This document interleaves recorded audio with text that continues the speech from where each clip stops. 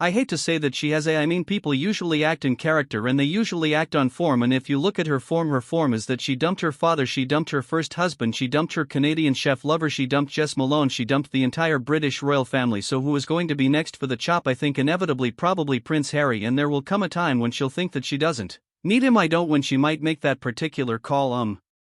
It's not for me to speculate, but she'll probably somehow put him in the wrong, and so that she can say that she's a wronged woman and he's just behaved like all the others, etc. etc. I mean I don't think she ever admits that she is wrong about anything, but I feel very sorry for Prince Harry because I think he's in a very difficult place at the moment. I think he has been for some time. Well, I don't think that her projects have done Harry any good. I think what we saw the other day when he came over here and he was doing things with the Invictus Games, and when he went off to Africa, that is where his skills lie, in sort of being a member of the royal family, and certainly when he was a soldier, as Tina Brown pointed out, he did extremely well. The Invictus Games wasn't entirely his initiative, but he certainly was the one who made it famous and popular, and he's done an incredibly good job with it. What's strange about that is that the message, as far as I can read, of Invictus is you are not a victim, you are able to get on with life and you're able to make wonderful contributions, and he gets people going again. And yet what has he done to himself, or what has he allowed to happen to himself? He's turned himself into a victim. I mean he's always complaining about everything and how everybody's against him, and